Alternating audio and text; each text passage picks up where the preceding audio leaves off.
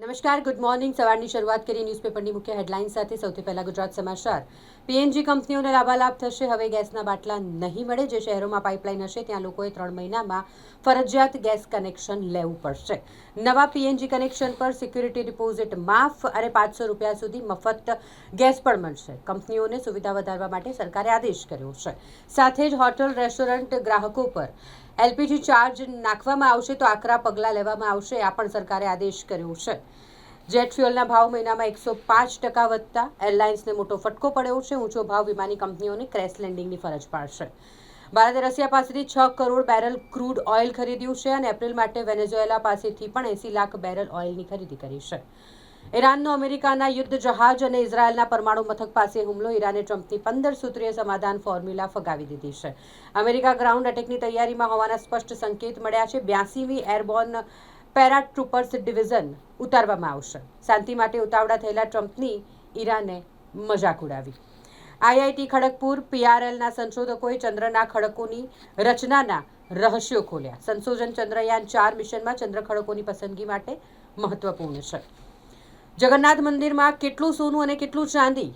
28 લગભગ 48 જેટલા વર્ષે ગણતરી શરૂ થઈ છે. પુરીના વિખ્યાત મંદિરનો રત્ન ભંડાર ખોલાયો છે. 1978માં 72 દિવસ સુધી ગણતરી પ્રક્રિયા ચાલી હતી. આ વખતે પહેલા પૂર્ણ થવાની શક્યતા છે. ઓપન એઆઈએ એઆઈ વિડીયો એપ શોરાને બંધ કરવાની જાહેરાત કરી છે. બુલેટ ટ્રેન પ્રોજેક્ટને કારણે અકોટા દાંડિયા બજાર બ્રિજ 13 દિવસ માટે બંધ રહેશે. 27મીથી જાહેરનામાનો અમલ થશે અને 8 એપ્રિલ સુધી અકોટા બ્રિજ પરથી વડોદરાવાસીઓ અવરજવર નહીં કરી શકે.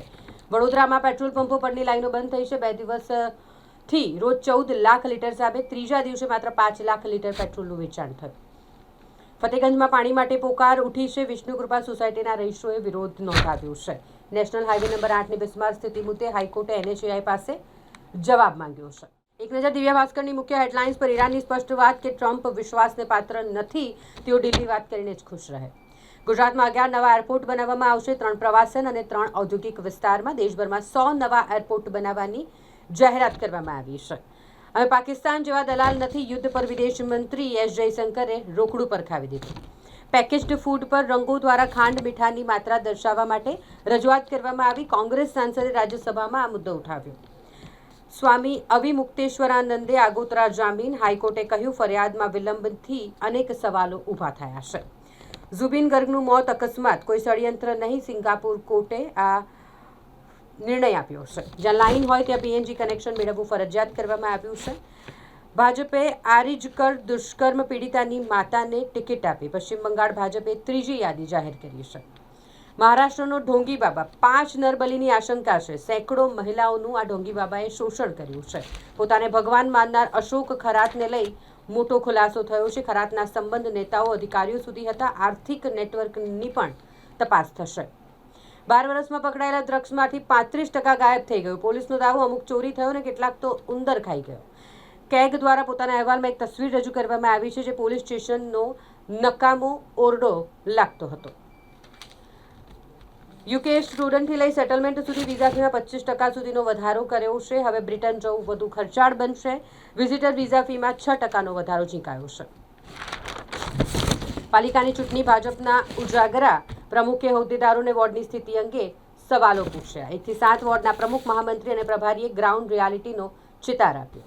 વીજ કંપનીની 96 સ્લોટમાં દર 15 મિનિટે શેર બજારની જેમ વીજ ખરીદી થઈ રહી છે. એક નજર ગુજરાત મિત્રની મુખ્ય હેડલાઇન્સ પર. અમેરિકાનો શાંતિ પ્રસ્તાવ ઈરાને ફગાવ્યો અને 5 શરતો મૂકી છે.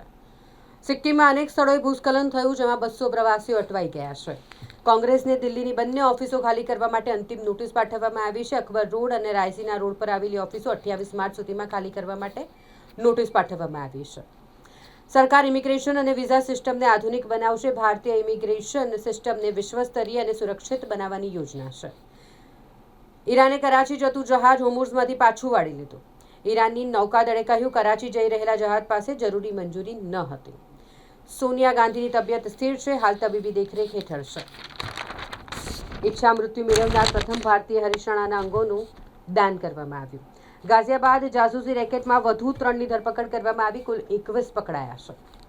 યુનાઇટેડ એરલાઇન્સ મુસાફરો માટે સોફામાં ફેરવાતી ઇકોનોમી સીટ લોન્ચ કરવાનું છે. દિલ્હીમાં જયપુરની સ્લીપર બસ પલટી જતા બેના મોત નીપજ્યા છે, 23 ઘાયલ થયા.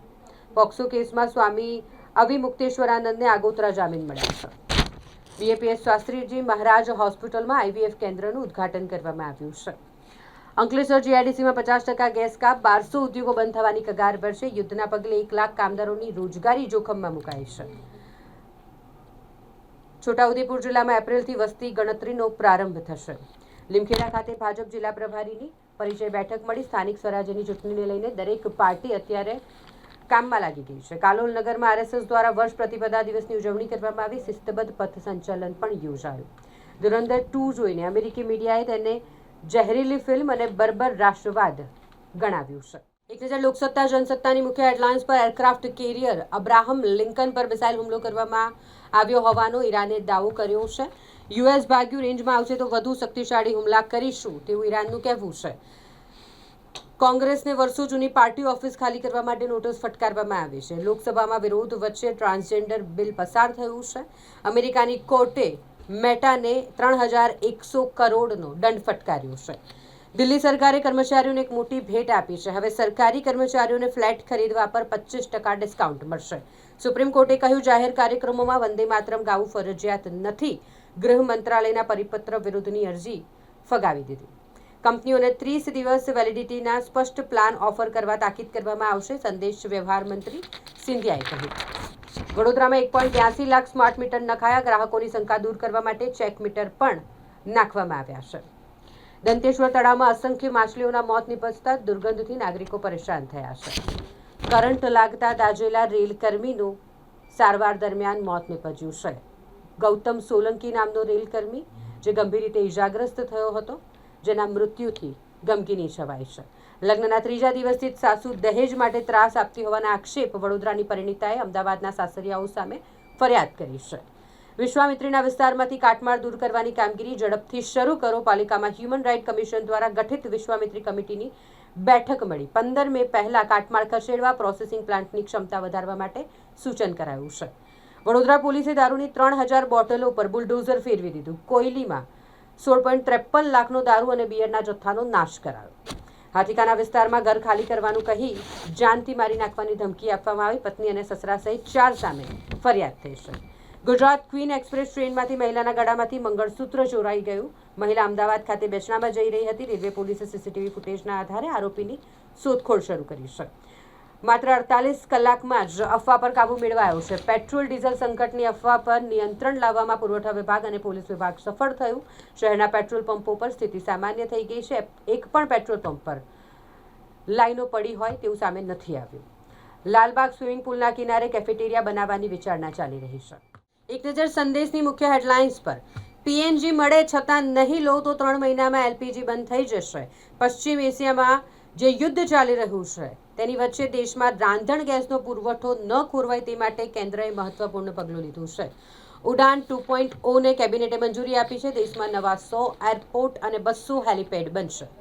દેશમાં 2026 પહેલા 74 દિવસમાં 170 કસ્ટોડિયલ મોત થયા છે. ગયા વર્ષની સરખામણીમાં આ વર્ષે પોલીસની અટકાયત દરમિયાન કસ્ટડીમાં થયેલા મૃત્યુની સંખ્યા વધારે છે. ઈરાન યુદ્ધ વચ્ચે સરકારનું મહત્વનું નિવેદન. દેશમાં ઓઇલની અછત નથી, ભાવ નહીં વધે, લોકોએ ગભરાવાની જરૂર નથી. દેશમાં ઇંધણનો પૂરતો સ્ટોક છે.